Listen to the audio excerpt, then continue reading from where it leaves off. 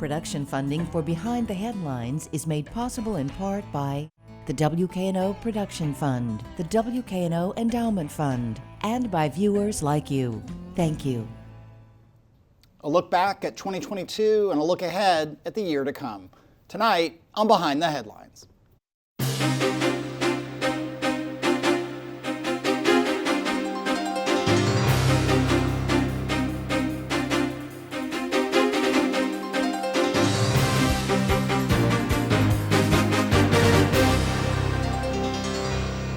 With the Daily Memphian. Thanks for joining us. I'm joined tonight by a roundtable of journalists, starting with Toby Sells, news editor with the Memphis Flyer. Thanks for being here, Toby. Thank you, sir. Happy New Year. Mark Pereskia is director of the Institute for Public Service Reporting. Thanks for being here again. Thank you, Art. Along with Julia Baker, reporter with the Daily Memphian, and Bill Dries, also reporter with the Daily Memphian. So we'll look back at some of the year and some of the biggest stories. We won't get to all of them. We'll try to spend some time looking at sort of where we think things will go next year and some of the biggest stories we can sort of anticipate. It is hard not to start though with looking at crime, and it was a year in which crime was up in many categories. We'll talk a bunch about that. The Eliza Fletcher case, the abduction and murder, was obviously kind of overtook the city for those days, and I think rather than reliving that moment, which was a horrible moment for everyone, the family and friends of her most of all, I think one of the biggest stories that came out of that was the follow-up. And I'll start with you, Mark, and your stories that ran in the Daily Memphian about the rape kit backlog that I think many of us naively thought had been eliminated, the lack of DNA testing and rapid DNA testing. Talk about how that all came about and the stories you did, and we'll go from there.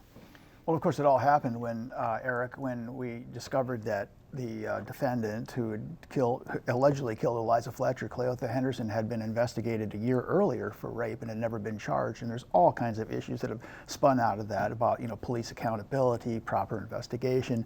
But a big part of it was this backlog that, as you said, everybody thought had been cured. We saw this in the early part of the 2010s where MPD had this massive backlog and they spent millions of dollars to eliminate it, but now there's this new backlog, and it's because of the state crime labs. This city does not have a crime lab. TBI at one point did have a crime lab in Memphis and moved it to Jackson, but as we're finding out, they're just overwhelmed. They don't have enough staffing, their pay is low. There have been a lot of pledges by the governor to raise the salary so they can get these forensic biologists in there to do the job that they need. But it's just been one thing after another that has spun out of it, that we see deficiencies in the system from all angles. But it is, to me, amazing that a city this large doesn't have a crime lab.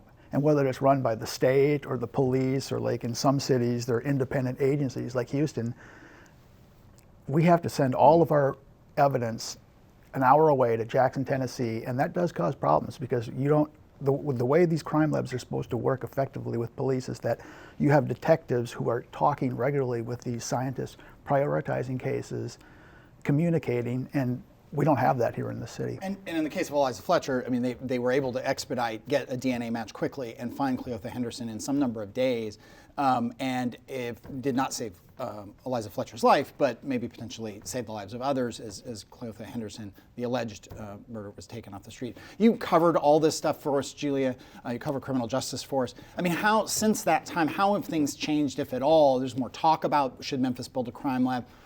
How have things changed within the world you report on? Directly a week after that, you had the Ezekiel Kelly shooting spree, and that kind of rocked everybody. Really, both of those things back to back kind of drilled home like how bad this problem is. There's been a lot of talk about trying to fix things. New District Attorney Steve Mulroy, he's got all of these reforms that he has already put in place and plans to put in place, and it'll take some time to see whether these will work, but. A lot of what you focused on this last year, and you just had a story, I think today or this week, about juvenile crime is up 40% this year, and it's a national phenomenon. Memphis the way I always put it is Memphis had a bigger crime problem than many cities before this national increase in crime, and so ours is even bigger. But that juvenile crime, even if you look back at Cleotha Henderson, I think first was arrested and as a juvenile, I believe Ezekiel Kelly was as well. the focus on that with now Steve Mulroy having run on a very much a reform agenda, really raising a lot of questions about the previous district attorney general, Amy Weirich transferring so many juveniles into adult court. Tarek Sugarman beat Judge Michaels and took over the juvenile court judge. There's all this sort of new thinking, but meanwhile, there's these massive increases in violent crime. What was the number, especially massive increases in juvenile crime? What was the number about break-ins and the age? So in 2022, I believe it was from January 1st through the end of November, there were 9,600 auto thefts in Memphis, average of 30 a day. Yeah. And then 16-year-olds were the highest age group to be arrested for that. It was something like, I think, 1,000. Right. And then 18-year-olds came after that. Yeah. And Bill, you and I in the last year and a half of doing the show have done, I think probably half the shows we've done have been somehow criminal justice oriented, whether that was having the sheriff on or the debates we did with the district attorneys, or it was having the mayor on and spending a great deal of time talking about crime, or reformers like Josh Spickler and people trying to intervene like youth villages. Your take on where we are, and again, sort of looking ahead where we go next year with all these reforms about to happen, but people very worried today about the crime problem. Yeah, I think that, first of all, 2022 was a convergence of so many events across so many different sectors. The sea change in the criminal justice system with the election of Steve Mulroy in the DA's office and Tarek Sugarman as the juvenile court judge, I think will continue to be a big story in 2023. For me, I don't think anybody is advocating simple solutions to this. I think everybody who works in this every day realizes that this is a complex undertaking, and I think the question for this year is going to be about timing. When do you start talking about immediate measures, and when do you start talking about long-term measures? What is the timing of those two? Can they go at the same time? I mean, we had a series of discussions around this table from some folks who are very much into the reform elements who have said, don't worry about the immediate effects of it, because the long-term fixes, if we start now, will make that irrelevant. And we've had other people who have said, we really can't focus on anything but the immediate crime problem, and then get to the long term once that's under control. We still haven't worked out the timing on that. One thing that is about to happen, Toby, is, and you've written on a lot of these issues that you folks at the Flyer, is bail reform and this new bail talk well, it was one of the very few things that DA Mulroy and former DA Weirich agreed on, is that there needed to be a change to how bail is handled in Shelby County. That kicks in February. We are right now building a brand new bail hearing room where these new bail hearings will take place. A lot of this came from a threatened lawsuit from the ACLU, Just City, some other groups that said, look, we're going to do bail reform or we're going to have this long lawsuit. Nobody wanted that. They came to an agreement and they decided to actually do the reform of the money bail system. So in the hearing room, you're going to have probably prosecutors, a lot of other people that haven't been at the table before, and these alleged offenders, whatever bail they get is going to be based on the crime and also their financial situation. A lot of other things are going to go into how we set bail here. It's going to be a really, really big change. And the other thing Bill framed up these conversations about what do you do today, what do you do for the long term. One of the things that certainly Mayor Strickland has talked about since he was elected 7 years ago, as he goes into his final year, is, because he's termed out, is hiring more police. But you had a story not that recently, Julia, about a new class of cadets coming in, but also a lot of retirements. Where are they in hiring, and what is the prospect of them getting to their goal of 23, 24, 2,500 police? Right. So currently, as of January 3rd, they have 1,962 officers right now, and that is including those new cadets that they did take in. And we will see some more retirements here in the next month. So that'll probably bring it down, 20 or so. So they've got a while to go, especially with the 7.5 attrition rate. So it's just 7.5% of the. attrition, yeah, 7.5% attrition rate, and you know they are opening a recruitment center in Midtown, and they've partnered with Deloitte, you know, trying to figure out best practices for hiring. So they are trying to bring in new officers, but it just kind of seems like a slippery slope. Yeah, we had CJ. Let me bring Mark in. We had CJ Davis, the police director, on. I don't know, it was probably in the summer. I mean, talking about all kinds of small things like visible tattoos, which weren't allowed, longer hair. Police are going to be increasingly able to bring their police cars home. They're trying their bonuses. They're trying all these things. One thing I was going to ask you, though, Mark. I mean, you've covered the police, criminal justice, crime in Memphis for quite a few decades now, and I'm curious. Right now, does it seem? And you also have lived in Memphis for all these decades. Does it seem worse, or is there an overreaction, or is it ebbed and flowed over time, and this is one of those ebbs or flows? Well, this discussion of having a large enough complement has been around for quite a while. I mean, it goes back, I think, a couple of decades. I don't think it's been as bad as it is right now. But certainly, you know, the recruitment efforts are interesting to me, that you're offering these very large bonuses, and you know, if they've got a 7.5% attrition rate, you know, that growth rate is not matching that. There's going to be that continued deficit. So that's the $64,000 question: how do you plug that gap? And I don't know. Everyone's kind of scratching their head for that. But do you think the crime problem, yes, the hiring, but also just the general crime problem, does it seem worse? Because crime is both the statistics, and it's also a lot about perception and perception of crime. Well, I think many people look at the homicide rate, and there's no question the homicide rate right now in the last 5 years or so is as high as it's been back to when we had this peak back in the 80s and 90s, and then it dipped down for years, but it has gone up, and so there is an issue there, and it's a real concern. So now, how do you get a handle on that? Those are the things that are. Bill, I cut you off. Yeah, no, for all of the talk about long-term and short-term approaches, and this has been true for the peaks and valleys that we've had in the crime rate. When you talk to people who work with this every day, and you say, why did it drop during those years and why did it go up? They honestly don't know precisely why. They don't know what the levers are that make it go up, what the levers are that make it go down. And the police manpower argument has been a perennial of this going back to the 1980s, when you had Ira Lippman, who was then head of Guardsmark, who commissioned a study that said, yeah, we need more cops, and the city said, no, we don't. Yeah. We're fine with what we've got. At the start of the Strickland administration, the goal for the police force was anywhere from 2,300 to 2,500. The council and the administration settled on a goal of 2,500 about 2 years ago. Mayor Strickland says that by the time he leaves office, that the police force will probably has a reasonable goal of having about 2,100 cops on the street. With the various graduating classes. Yeah. Just to say, I mean, it comes down to philosophy too, like you're saying, that, you know, the levers and things. You know, does this work? Does that not work? We saw, you know, really tough on crime here. Didn't really work. We didn't move the needle on a lot of things during that administration.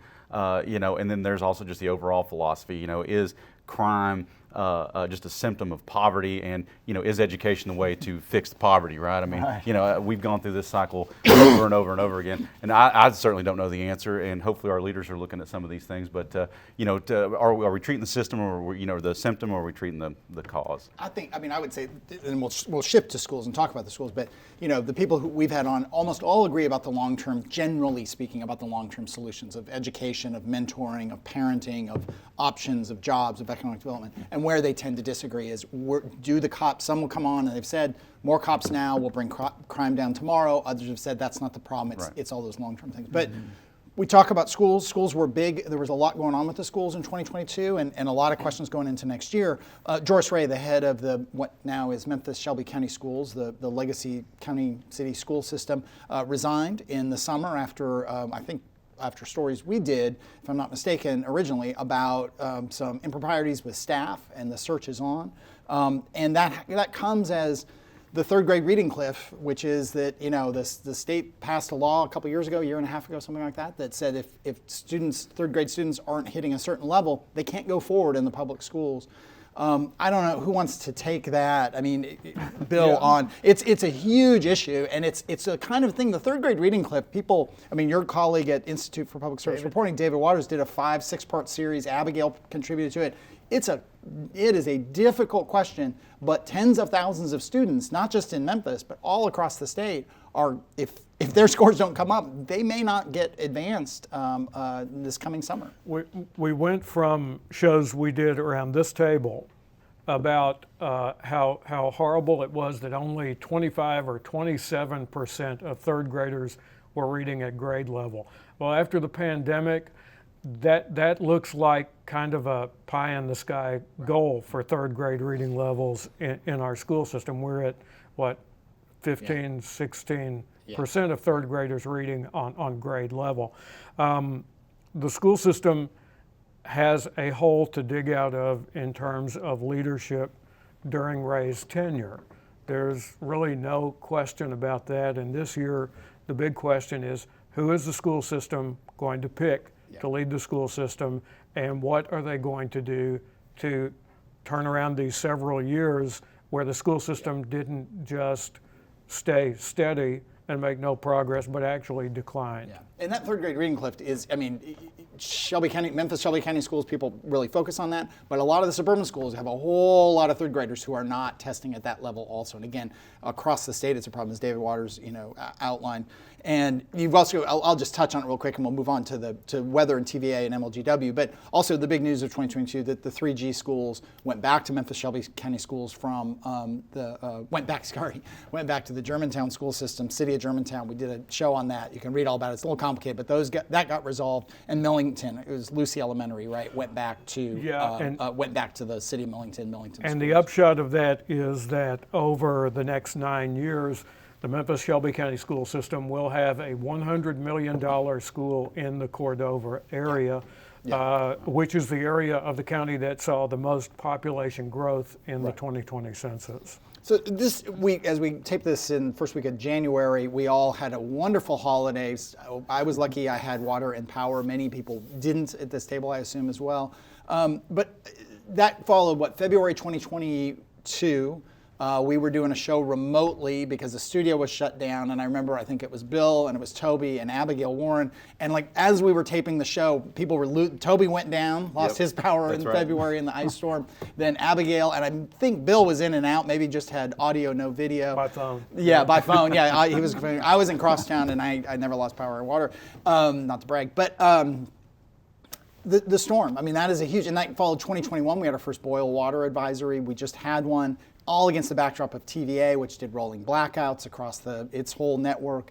I don't know, who wants to take this? I'll start with Toby. I don't know. I mean, you said it. I mean, from 21, 22, and now these storms are becoming the norm. They never used to happen in Memphis, according to my older neighbor. We never had winter weather like this, and now it's become a thing that we kind of look forward to. Snow sleds were not something that you bought in Memphis because you never needed them, and now also don't have any hills. We don't have any hills, but now they're becoming a regular part of what we do. And we've got Doug McGowan, who's now the head over there at MLGW, to try to look at some of these things. But we had rolling blackouts here. Right before Christmas this year, and we were never used to that. TVA had never really done that before. It was called a Step 50. I don't know, it's jargony. But there were rolling blackouts all along the TVA service area, which is 7 states. And we'd never done that before, and it was all to kind of save the overall power grid.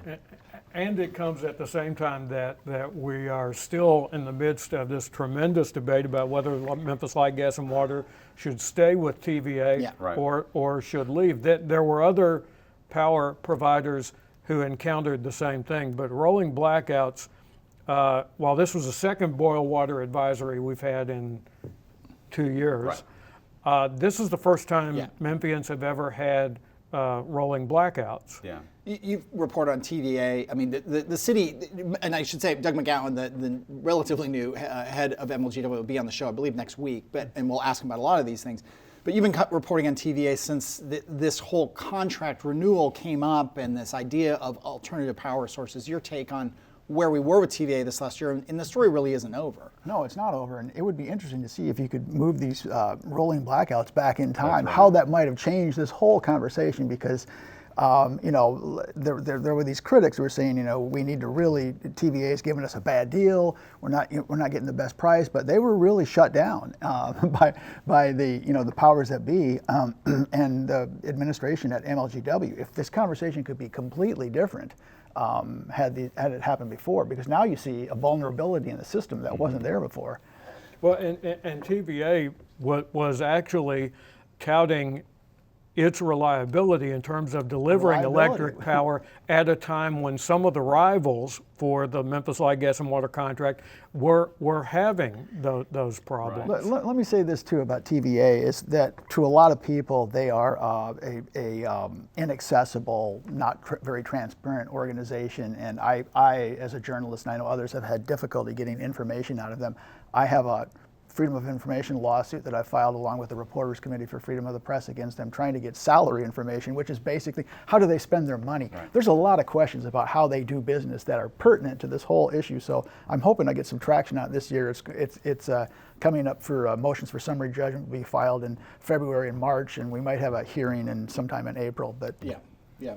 Well, with just 5 minutes left, I'll run through. I want to ask everybody kind of what you see as the biggest stories you'll be tracking next year. But I want to maybe note some other things of the Greensboro deal was signed this year between the zoo and the park, and that resolution happened. The new airport concourse opened. It wasn't all bad news, maybe is what I'm trying to say here.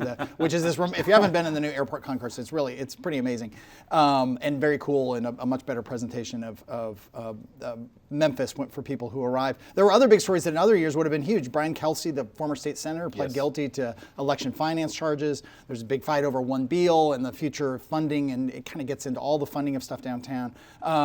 And ongoing issues at the county clerk's at Wanda Halbert's office. But I'll go around, and I'll start with you, Julia. What are the big stories you'll be tracking going into 2023? I think a lot of it will be, for one, tracking the progress of the police department in their hiring, seeing if they can get at least to their short-term goal of 2,300. Also, we'll be following District Attorney Steve Mulroy and his progress. He plans on expanding restorative justice, for instance, so that'll be interesting to see what kind of impact that will have. And then also he and Juvenile Court Judge Tarek Sugarman they want to bring blended sentencing. They want to have that pass in the Tennessee General Assembly, so that'll be interesting to see if that passes. Toby, stories you'll be looking at? Sure, bail reform is one. We'll be looking to see how that is implemented going forward. Also, the state just got a really bad report on its lethal injection protocols. We'll be tracking that a lot. Also, Tomley Park is it's supposed to be finished this year. Memphis in May is supposed to be back downtown. We know that there's going to be growing pains and concerns around that, so we'll be watching that too. And Mark. Well, you know me, Eric. I like to play my cards I close to the knew vest. you were going to answer this. But I will say this. I know some of what you're working on, but I'm not going to say anything. Right, you do know some of it. But one thing that I really would like to test is this inequity in the system that seems to have been apparent in it. When police are investigating serious crimes like sexual assault, are they investigating them thoroughly? We kind of get this superficial answer right now is that they're not, because Alicia Franklin, who was African American, they did not do a thorough investigation on that case. Now, I'd like to look at the big picture, and it's going to be tough to see, but piece by piece, can you quantify that? Is there? Where do we lie in that? It's an important issue.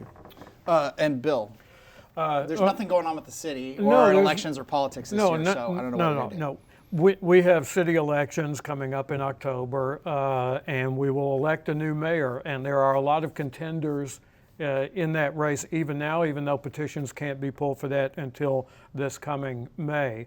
The other thing is that in the city's spring budget season, I'm going to predict that you're going to see council members have a very serious discussion about one of the points Mark made, and that is, does the city want to call for more state funding to beef up the state crime lab, or does the city council want to look into financing the Memphis Police Department having its own crime lab? Back to this question. The other thing is, we're not through winter yet, and I think it's worth noting that for all of the problems that we've talked about with electric power and who should provide it, that we're now at a point where a lot of Memphians, when the weather gets cold, when the weather gets bad, and in some parts of our city, even when the weather's not that bad, people worry about whether they will have electric power, heat, air conditioning, and light.